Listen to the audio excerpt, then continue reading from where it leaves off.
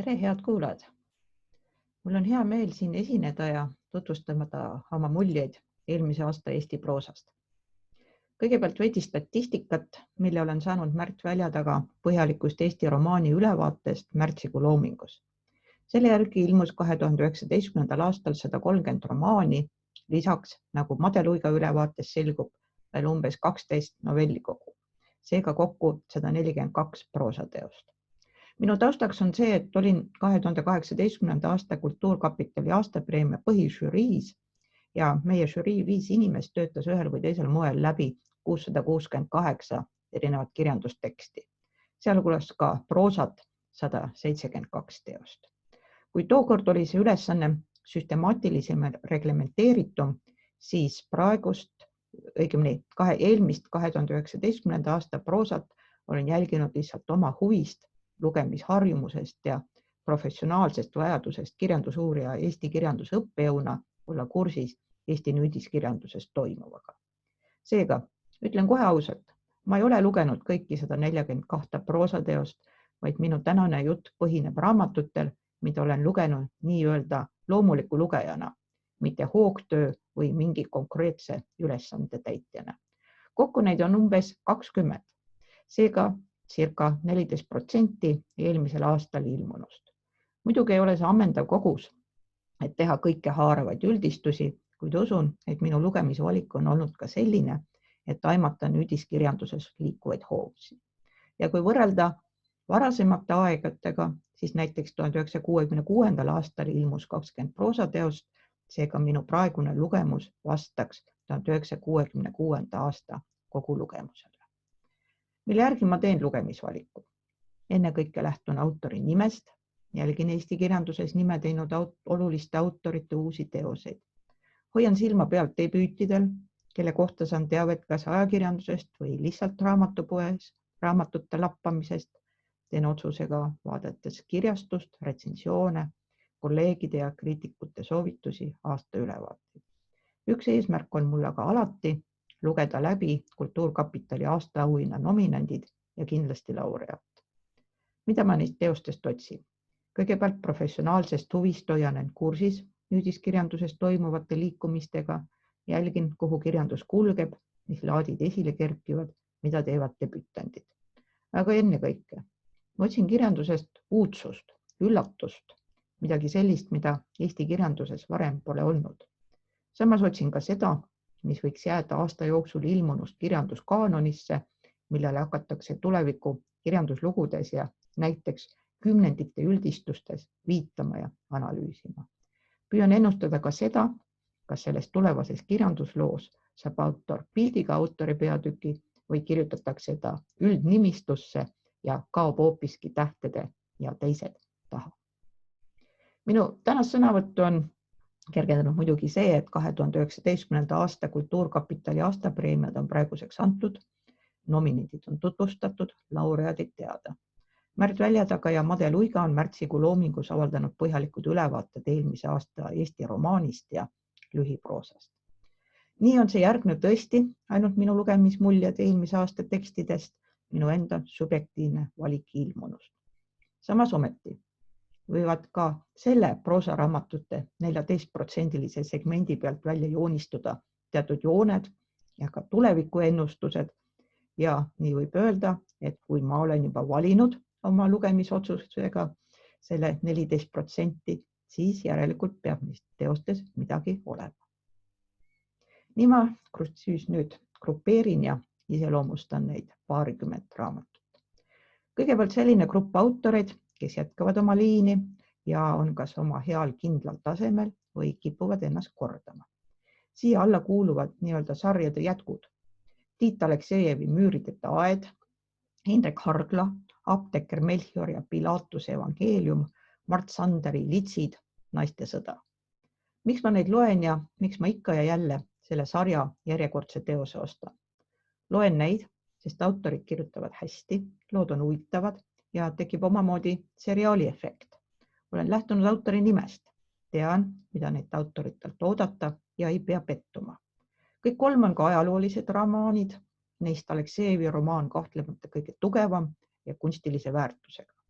kuid nii Hargla Melchiori krimilood kui ka Sanderi litside lugu on kaasahaaravad ja võluvad. Mõlemad annavad edasi ka väga head Tallinna pilti. Melchiori lood siis 15. sajandi Tallinnast, litsid 20. sajandi keskpaiga keeruliste aegade Tallinnast. Ja nagu on kirjutanud oma Goodreadsi arvustuses Paul Raud, Aleksejev on vaieldamatult üks parimaid kaasaegseid Eesti kirjanikke. See on ilmselt ka peamine põhjus, miks ta teosed teenimatult vähe tähelepanu pälvivad. Nüüd on see viga natukene jälle parandatud. Samuti on selline autor, kelle peale saab kindel olla Andrus Kivirähk, kes eelmisel aastal avaldas romaani Sinine sarvedega loom. Ka Kivirähkis ei pea pettuma. Võib-olla esialgu tundub romaan hermeetiline, ei pääse ligi, kuid kui sündmustik käivitub ja peategelane Oskar avastab hoovinurgast rävalapuntras Kalevipoja, läheb romaan väga hästi käima ja Kivirähk hiilgab oma parimas vormis. On hoogu ja vaimukust, Eesti mütoloogiat, tuttavaid stseene Kalevipoja lugudest, kirjutatud Kivirähkile ainuiseloomulikus võtmes. Aga nagu Kivirähk tavaliselt ei ole see romaan vaid naljakas humoristlik, vaid selles on ka sügav tõsine teema. Ja selleks on selle romaani puhul, mis on kunsti funktsioon. Ja autor vastab ise, et üks kunsti funktsioone on mitte lasta inimestel unustada oma rahva legende, oma rahva jumalaid, mitte unustada oma rahva jõudu. Ja samas läbi Oskar Kallise isiku ja saatuse on toodud sisse ka kunsti laastav, hävitav ja surmav mõju. Andrus Kasema, vanapoiss, on Kasema nägu. Siin on seesama tuttav tegelane poeedirahust, kes vedeles, ei tahtnud midagi teha. Vanapoiss vedeleb ka, aga nüüd on lisandunud annus grotesksust, irooniat ja võib-olla tüdimust. Seda on nauditav ja võib-olla isegi lõbus lugeda, ehkki esialgne ohoo-efekt muutub tasapisi kordamiseks. Ka Tõnu Õnnepalu on autor, kelle nimi on paljulubav ja ma olen kõiki tema teoseid lugenud. Nii ei saanud ma loobuda ka Pariisi, Aakri ja Lõpmatuse lugemisest. Paraku on Õnnepalu neist teostes ennast korda, kuigi tema kauni stiilivooga on hea kaasa minna, siis paraku minu meelest see triloogia Õnnepalu õnnestumiste hulka ei kuulu. Paavo Matsini Gogoli disko oli oma hulluses intrigeeriv ja võluv. Tema uus raamat Kongo tango kahjuks osutus krüptiliseks ja mina selle teosega kontakti ei saanudki. Kuid kuna teos võitis romaani võistluse, siis tõenäoliselt tal siiski on oma lugejaskond. Teine grupp teoseid on need, mida saaks koondada nime alla üllatajad. Need on kõik eriilmelised, kuid samas on neis ja või siis autorites midagi sellist, mida poleks osanud oodata. Piret Raud on tuntud lastekirjaniku ja kunstnikuna. Ta on varem avaldanud ühe täiskasvanutele mõeldud romaani, mis jäi veidi kahvatuks. Eelmisel aastal ilmunud Verihurmade aed on nüüd kindlakäelisem, enesekindlam, hea kompositsiooni ja huvitava tegelaskonnaga.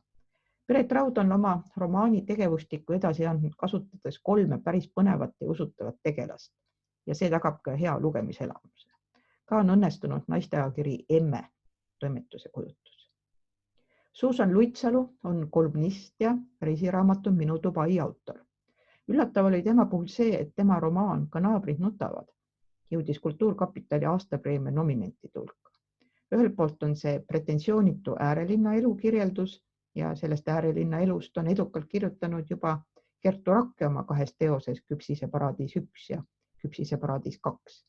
Teiselt poolt on Luitsalul tegelased õnnestunud ja minu meelest on päris head ja niimoodi elavad tüübid, kes Luitsalu romaanis tegutsevad ja kellest näiteks vanaproua Maire on väga võluv. Eriti mulle meeldis tema idee külvata naabrite ärritamiseks oma aeda või lilli. Veel pakkus üllatust ajaloolase David Vseviov elulugu 2 esimest nädalat, mis kirjeldavad sündmusi tema esimestel elunädalatel 1949. aasta mais-juunis. Teoses mõjuvad võluvalt fiktsioon ja reaalselt aset leidnud sündmused, on huumorit ja groteski. Ka kirjandusloolase ja toimetaja Jaanika Kronbergi jutukogu 7 oli üllatajate hulgas. ennekõike seepärast, et kirjandusteadlane on üles leidnud oma sisemise kirjaniku. Minule pakkusid huvi ennekõike reisitaustaga lood, milles minu meelest on Kronberg päris hea. Suurim üllataja minu jaoks eelmisel aastal oli aga Peedu Saare romaan Mailased, mis samuti jõudis Kultuurkapitali nominentide hulka. Peeter Sauteri sõnade järgi on tegu Oskar Lutsu sentimentalismi taassünniga 100 aastat hiljem. Ja ka Märt Väljataga on sellega nõustunud ja leiab, et on sama tegevuspaik, elutunne, mõistatuslik ja ihaldatav naissfinks, kellele jutustus on samamoodi adresseeritud. Ka leiab Väljataga, et tundlemised, ootus, igatsus, tülpimus, meeleheide, enesepettus, künism on kujutatud usutavalt ja spontaanselt. Romaan on saanud ka negatiivse arvamuse. Alvar Loog leiab oma arvustuses, noorus on ilus aeg, noorus ei tule iial, et romaan on klišeelik, peategelane dekadentlik ja igav. Minu lugeja arvamus on aga positiivne. Romaan on ootamatult kaasahaarav, stiililiselt ühtlane, romantilisus, sentimentaalsus ei hakka vastu. Samas on selles suhtes Alvar Loogil õigus, et see on noore inimese teos. Samas on see teos väga tartulik. Seal toimub kulgemine, kõrtsid, unistamine, õhustik. Kõik on tartulikult, rahulikult kirja pandud. Ehkki samas on peategelasel ka konkreetsed tööülesanded. Domineerima jääb aga udu ja enesereflektsioon, et on ettekujutuslik igatsus nihe tegelikkusega. Ja noorele inimesele õpetlik ja hoiatav võiks olla ka see, et unistus ja ettekujutus armastusest on vaid peategelasel peas ja sellel ei pruugi reaalsusega mingit sidet olla. Kokkuvõttes hea ja terviklik teos. Viimane grupp teosed, millest täna räägin, on aga see, mida võiks nimetada koondnimetusega võimsad naised. Mudlumi, Made Luiga, Poola poisid on osutunud kõige pärjatumaks eelmise aasta romaaniks. Teos pälvis nii Eesti Kultuurkapitali proosapreemia kui ka Euroopa kirjandusauhinna 2020. Leian, et preemiad on saadud õigustatult. Tegemist on mastaapse teosega, mis on kirjutatud Mudlumile omases detailidele keskenduvas stiilis. Samas ei ole romaan loetav ainult illustratsioonina reaalselt toimunud sündmustele, rühmituse Saumiga juhtunule. Juba see, et tegevus on viidud nihestatult Poola, annab loole võõritusefekti ja samas tõstab selle ühe noortegrupi loomingulised pürgimused üldistavale tasemele ja nagu Märt Väljataga on iseloomustanud, on see lugu loovusest, lollusest ja noorusest. Margit Lõhmuse Sterne on jutukogu, mis intrigeerib või ajab vihale, aga ei jäta ükskõikseks. Eksplitsiitsed seksuaaltseenid, ka otsesed perverssused on kiretult ja kohati detailseltki kirja pandud. See on jälle näide transgressiivsest kirjandusest. Lugude kese on inimese kehal ja sellel, mis kehaga teha saab. Aga samas, nagu Made Luiga on kirjutanud oma ülevaates, on see ka suure ausa segaduse raamat. Lõpetan oma ülevaatega raamatuga, mis ootamatult viimaste nädalate jooksul on tõusnud kirjanduspoleemika keskmesse. Kuid kinnitan, minu tähelepanu oli sellel juba varem. Tegemist on Eija Uusi romaaniga Tüdrukune. Käsikiri saavutas Eesti Kirjanike Liidu romaanivõistlusel 3. koha ja Apollo rahvahääletusel osutus ta parimaks ilukirjandusteoseks. Ma ei lasku praegu siin tekkinud vaidlusesse, vaid kirjeldan oma lugeja elamust. Raamat vastas minu uue otsingutele, sellele, mida ma otsin kirjandusest. Teoses olid uued teemad, uued lähenemised. Lugedes haaras stiil, romaan on kirjutatud kaasakiskuvalt ja kerge sulega. Hiljem on Uus öelnud, et kirjutas selle 1 hooga, 3 nädalaga. See hoog on tunda. Tegelased võivad olla küll klišeelikud, keskealine, seni elus hästi läbi löönud, aga järsku töö kaotanud naine, noor, esmapilgul naiivne, aga tegelikult elukogenud tüdruk. Aga, mis on tugev ja hästi välja kirjutatud, on nende kahe tegelase omavaheline erootiline pinge, mis mingis osas jõuab lahenduseni, mõnes osas jääbki aga lõpuni pingena üles. Lõpplahenduse üle võib muidugi mõelda, kas see on loogiline ja realistlik. Tüdruk ootab last ja naised moodustavad selle üles kasvatamiseks nii-öelda pseudoperekonna, kuid raamatus lugedes otse vastu ei hakka. Ainuke asi, mis segab, ja ka raamatu üldisest stiilist välja langeb, on see, kui uus hakkab sünnipäevastseenis väga otseselt ja plakatlikult feminismi üle arutlema. Siin langeb ta kirjandusest välja ja muutub pigem publitsistlikuks. Nagu ütlesin, on raamatu ümber viimastel nädalatel tekkinud poleemika, mis on seotud Postimehe kirjandustoimetaja Alvar Loogi arvustusega, selle kommenteerimisega Facebooki grupis Virginia Woolf ei karda meid ja Alvar Loogi vastusega Facebooki postitustele. On kummaline, et Facebooki kommentaaridele vastatakse suure Päevalehe kultuurilehekülgi kasutades, tundub nagu kahuriga varblase laskmine. Ka mul on tunne, et kogu poleemika aur nii Loogi poolt kui ka Virginia Woolfi grupi liikmetelt on läinud väga ühes suunas, raamatu feministliku agenda üle vaieldes, mis on muidugi olemas on. Aga minu jaoks on romaani keskmeks mitte niivõrd see feministlik agenda, kui ikkagi psühholoogiline pinge kahe peategelase vahel.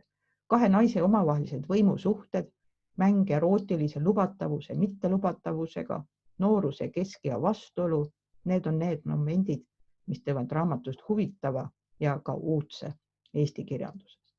Nii et kokkuvõttes võin öelda, et Eija Uusi romaan on kaasahaarav teos.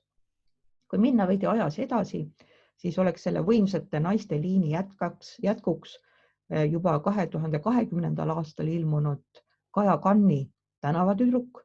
See on siis romaan ja lugu keskealise etenduskunstniku filosoofiaõpingutest, mis on samamoodi intrigeeriv ja ka Maarja Kangrolikult otsesõnaline. Et see oli siis ülevaade üksikutest raamatutest, neid grupeerides, aga kõige lõpuks ma siiski teeksin ühe väga suure ja spekulatiivse üldistuse, tuginedes sellele 14% 2019. aastal ilmunud proosateostest, mida olen lugenud. Leian, et tugevad ja kirjandusväljal kinnistunud tegijad kirjutasid nii-öelda oma tuntud headuses, aga mõnede looming oli kahjuks mitte nii heal tasemel, kui on varem nad kirjutanud. Oli mõningaid üllatajaid, neid ma siin nimetasin, ja minu jaoks võib-olla kõige suurem üllataja ja huvipakkuv oli Peedu Saare Mailased. Aga mida ma välja pakun, on see, et mis jääb 2019. aastat iseloomustama ja mis teosed võivad ka jõuda kümnendite ülevaadetesse ja kunagi ka kirjutatavasse kirjanduslukku. Need on siis tugevate naisautorite Mudlumi, Margit Lõhmuse ja Eija Uusi jõulised teosed. Leian, et kõik nad on toonud 2019. aastal Eesti kirjandusse midagi uut, tähelepanu väärivat, intrigeerivat, poleemikat tekitavat ja usun, et need teosed ei unune, vaid jäävad 2019.